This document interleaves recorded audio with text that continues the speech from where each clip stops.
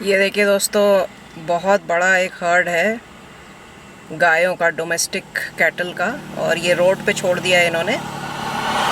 और नतीजा ये है कि 3 लेन के हाईवे में, एक साइड में 3 लेन है, उसमें से सिर्फ एक लेन में ट्रैफिक जा रहा है और बाकी 2/3 स्पेस जो है वो ये ऑक्यूपाई कर रहे हैं।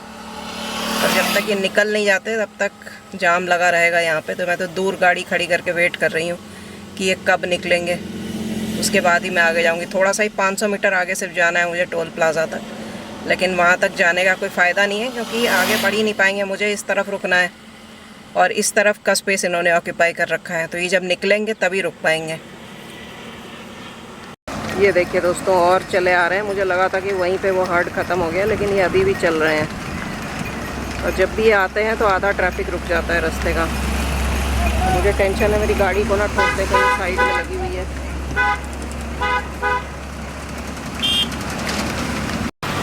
ये मुझे लग रहा है पॉन्ड हेरन है, ये ऊपर जाके पेड़ पे बैठ गया है। तो ये जो है बालकनी व्यू ले रहा है।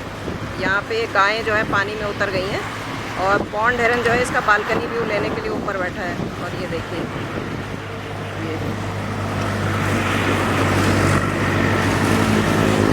ये पानी में चली गई हैं गायें एंजॉय करने के लिए। इनको भागने के लिए पत्थर मार रहे हैं।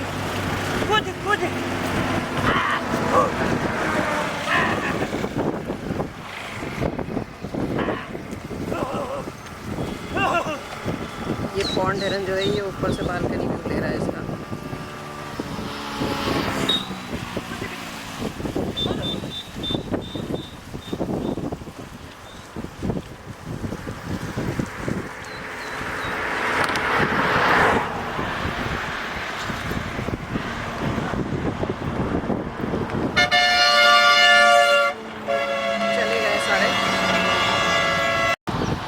दोस्तों आज मैं फिर आ गई हूँ यहाँ पर और रेड वाटर लैपिंग है एज यूजुअल।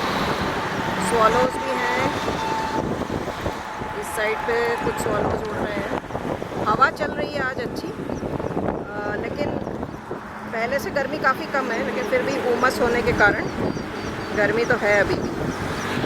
तो आज कुछ ऐसा सब्जेक्ट डिस्कस करते हैं जो कि स्पीशीज़ के म्यूचुअल, मतलब एक साथ जो ये रहते हैं, एक ही स्पेस को ऑक्यूपाई करते हैं, तो इनका आपस में बिहेवियर कैसा होता है। तो सबसे पहली बात तो जो हैबिटेट होता है, यहाँ पर एक तो छोटा सा है, पीनिया है या क्या है पता नहीं, शायद इसमें दिखेगा भी नहीं कैमरे में। लेकिन ये जो यहाँ पर जो दाल है यहीं पे कहीं बैठी है। ये जो स्पेस है, जो हैबिटेट है, जिसको कि ये सारे अलग अलग टाइप के स्पीशीज़, कुछ बर्ड्स हैं, कुछ इंसेक्ट्स हैं, कुछ रेप्टाइल्स हैं, कुछ मैमल्स हैं, जो ऑक्यूपाई कर रहे हैं, इस जगह को नीश कहते हैं। नीश का डिक्शनरी मीनिंग ये होता है कि ये कोना, मतलब एक स्पेस, जो एक छोटा सा कोना आपने अपने लिए बनाया है, किसी भी प्राणी ने अपने लिए एक कोना बनाया है, उसको नीश कहते हैं। तो जो एक कॉन्सेप्ट होता है फंडामेंटल नीश का, मतलब ये कि जो हैबिटेट ऑक्यूपाई कर रहे हैं सारे प्राणी, वो हैबिटेट उन सभी प्राणियों के सारे रिक्वायरमेंट्स पूरे करने के लिए सफिशिएंट है। और वो ये अज्यूम करता है कि इन सब के बीच में कोई इंटरेक्शन नहीं है। तो देखिए, ऐसा तो पॉसिबल नहीं है, ये तो एक आइडियलिज़म की बात है, एक आइडियल अजम्पशन है ये। लेकिन रियलिटी में जो कॉन्सेप्ट है, जो चीज़ एक्चुअली दुनिया में पाई जाती है, उसको कहते हैं रियलाइज्ड नीश। मतलब ये कि जो स्पीशीज़ एक स्पेस को ऑक्यूपाई कर रहे हैं, ऐसा नहीं है कि उनके आपस में इंटरेक्शंस नहीं हैं, और ऐसा भी नहीं है कि वो जो स्पेस है, जो वो हैबिटेट है या वो नीश है, वो उन सब के सारे, ये देखिए एक इग्रेट आ गया यहाँ पर, उनकी रिक्वायरमेंट पूरा करने के लिए वो काफ़ी है, ऐसा भी नहीं है। तो अगर कोई जगह आपके रिक्वायरमेंट्स को पूरा करने के लिए काफ़ी नहीं है, तो जाहिर सी बात है कि जो आपकी नीड्स हैं, जो भी चीज़ें आपको चाहिए, वो पाने के लिए आपको दूसरों से कम्पीट करना पड़ेगा, वरना आपको बाहर निकाल दिया जाएगा, क्योंकि वहाँ पे रिसोर्सेज लिमिटेड है। हर जगह ही आपको पता है रिसोर्सेज लिमिटेड ही होते हैं, कहीं पर अनलिमिटेड नहीं होते हैं। इसीलिए इस चीज़ को रियलाइज नीश कहते हैं। और जो फंडामेंटल नीश का कॉन्सेप्ट है, वो सिर्फ एक सपना है, सिर्फ एक आइडियलिज़म का सपना है, सच नहीं है।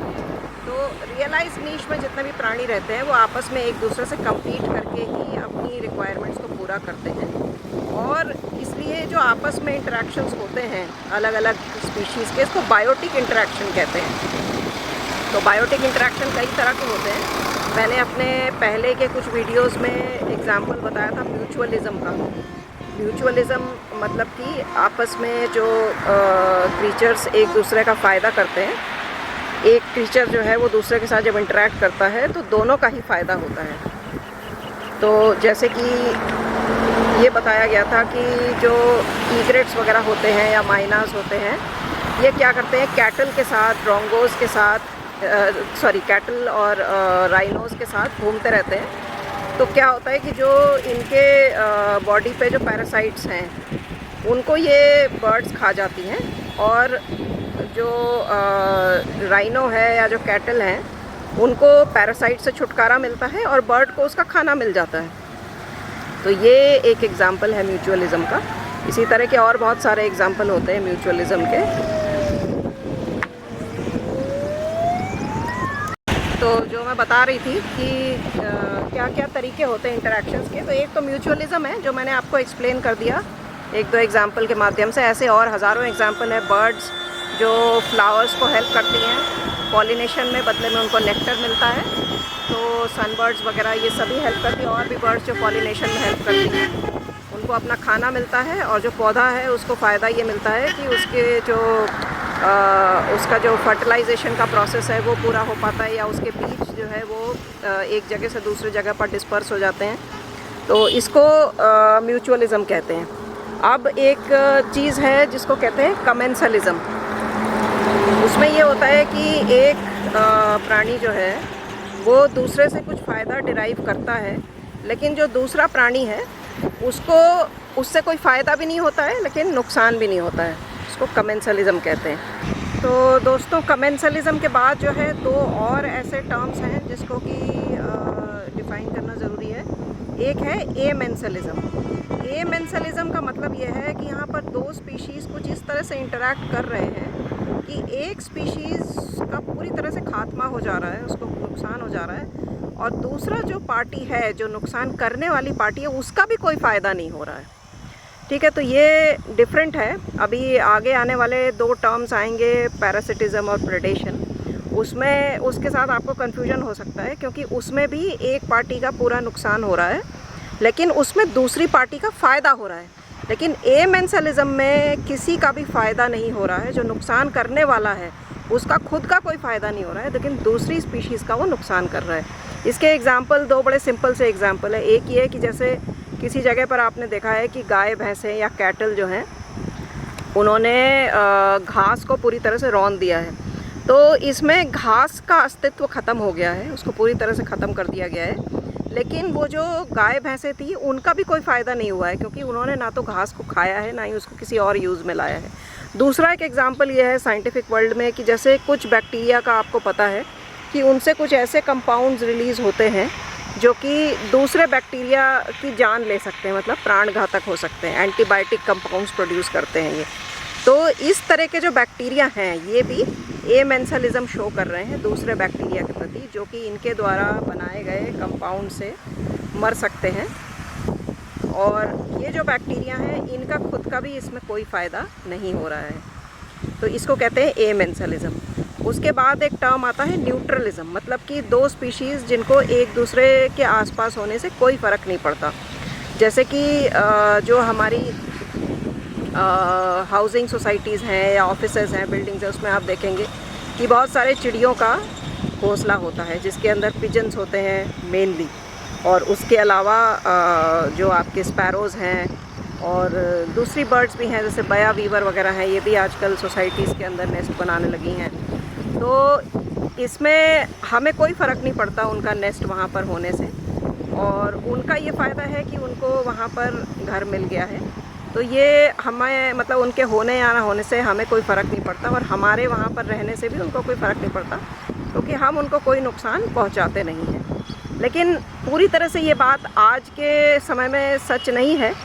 कारण ये है कि देखिए, पिजन्स के जो ड्रॉपिंग्स होते हैं और जो उनके फेदर्स वगैरह होते हैं वो आजकल बहुत ज़्यादा उसको मतलब नुकसान करते हैं इंसानों को, क्योंकि जब वो सांस के द्वारा हमारे फेफड़ों में पहुंचते हैं तो उसमें कई लोगों को एक बीमारी हो जाती है जिसको कि इंटरस्टिशियल लंग डिजीज़ कहते हैं। और ये बीमारी जो है ये लगभग लाइलाज है। एक बार हो जाने के बाद ये लंग्स को डिस्ट्रॉय कर देती है और अल्टीमेटली लंग ट्रांसप्लांटेशन ही इसका ओनली सोल्यूशन निकलता है।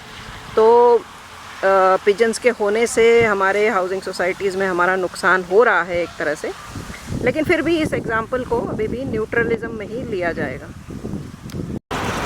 उसके बाद हम आते हैं कुछ ऐसे इंटरेक्शन पर, जैसे कि पैरासिटिज़म पे क्या होता है कि एक प्राणी जो है वो दूसरे पर पैरासाइट है, मतलब कि वो उससे फ़ायदा ले रहा है और दूसरे का वो नुकसान कर रहा है। मतलब एक तो कंडीशन हो गई जो हमने डिस्कस किया कि दूसरे का फ़ायदा हो रहा है, दूसरा कंडीशन ये था कि दूसरे का ना तो फ़ायदा हो रहा है ना नुकसान हो रहा है, तीसरा ये था कि दूसरे को कोई फ़र्क नहीं पड़ रहा है उस प्राणी के उस स्पेस में आने से।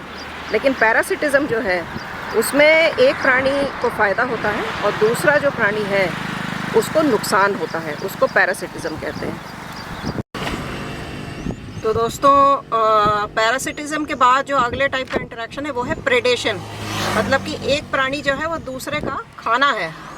तो हमें पता है फूड चेन में जो सबसे ऊपर जो प्राणी है, जो टॉप कार्निवोर्स हैं, वो प्रेडेटर्स होते हैं, जैसे कि लायंस, टाइगर्स, लेपर्ड्स वगैरह, ये सब प्रेडेटर्स हैं और ये इनसे नीचे आने वाले हर्बीवोर्स को खाते हैं। तो ये भी एक तरह का बायोटिक इंटरेक्शन है जिसमें एक प्राणी जो है वो दूसरे को खाकर अपनी भूख मिटाता है और जो पहला वाला है वो अपनी जान गंवा देता है उसकी भूख मिटाने के लिए। तो ये एक तरह का जो इंटरेक्शन है। उसके बाद आता है कंपटीशन, मतलब कि कई प्राणी एक नीश को, एक स्पेस को ऑक्यूपाई कर रहे हैं और वहाँ पर ज़िंदा रहने के लिए, एग्जिस्ट करने के लिए उनको एक दूसरे से compete करना है। तो ये दो तरह का हो सकता है। एक होता है इंटरफियरेंस कंपटीशन, मतलब कि जैसे मान लीजिए दो अलग अलग स्पीशीज़ के पक्षी हैं और एक पेड़ पर वो रहते हैं, तो कोई जो है पेड़ की डाल से कीड़े को उठाता है और कोई जो है वो पत्ते के सरफेस से उठाता है।